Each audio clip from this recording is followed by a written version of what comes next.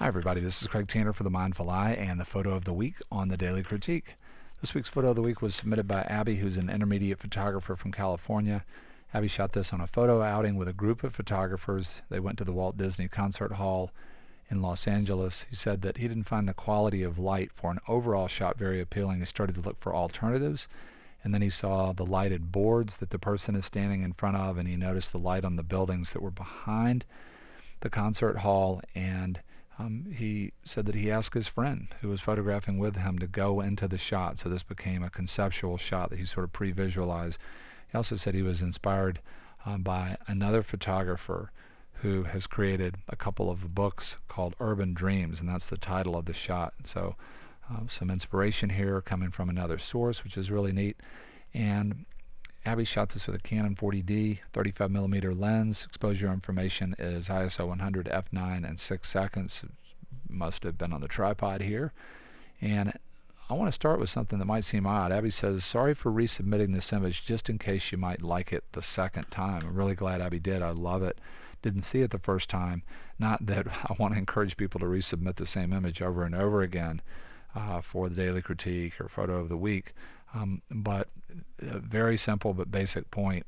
When you start talking about building a community for any kind of artwork, for your photography, tenacity is definitely going to be a big part of it. And it's like starting anything. It can be very, very difficult to sort of build momentum. And I just love that part of the story. Abby believes in this shot, and he submits it again. I don't know why I didn't see it the first time, but I loved it immediately when I opened this particular email with the image in it. There are a lot of things that I like about this image, but there are a couple of other things that I want to talk about that are more conceptual, not so much about the shot, but more about the process of taking the picture. I love hearing Abby say that he had an idea about an overall shot, but the light wasn't right, and then he started looking for alternatives. And I love hearing him sort of go through his process of being drawn to these boards and then thinking, okay, it would be really neat to play this person looking in at the person looking out and put them in this place where they're going to become the subject of the picture, become this very, very powerful graphic. And I love the fact that he asked for help.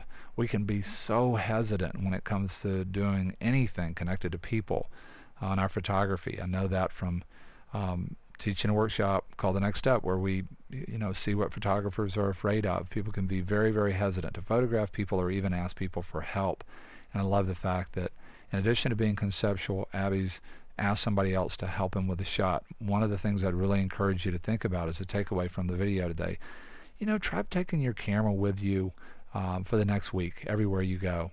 And anytime you have a thought connected to a person either helping you with a shot or taking their picture, just don't hesitate and see what happens. The other thing that I wanted to mention today is I love the idea of Abby getting inspired by another photographer.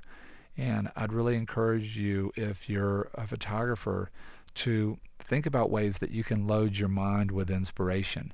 An artist that I met on a workshop who was a writer of screenplays talked about how important reading was to him in his creative process. And I just really encourage you to enjoy other people's artwork and to even take a class in something else that's artistic. Let's say you've never painted before, try that, or pick up a $50 guitar at the pawn shop and take a few lessons. It's amazing how other things that we do that are artistic can sort of crosshatch and do a beautiful job of informing other parts of our artwork. And I think it's very, very powerful to be inspired by all the amazing artists that are out there. There are several main things that I love about this image outside of just the real powerful story of this person standing, looking at the other person and sort of looking into the light. It's just such a powerful archetype. And in a very high contrast black and white shot, where you essentially have all this mass and everything bringing us right down to the person, it's very obvious what this shot is about. It's very graphic, and it has quite an impact on me as the viewer. I love this as a subject. It gives this part of the scene some depth and takes me back into the picture. Another thing that I really love is just the repetition of these two ideas moving on a diagonal. I also love this up here. I don't know if Abby managed this in Photoshop or it just came out of the camera this way, but I really love the way this gradient pushes down. Very dark here contains the eye, and then it gets lighter. and it helps to move the eye sort of across this very strong feeling of all of this mass stacked up over the main subject. And that's another thing that I like about this image. When I look at it, that's creating some tension for me. This kind of breaks it, and this sort of breaks it.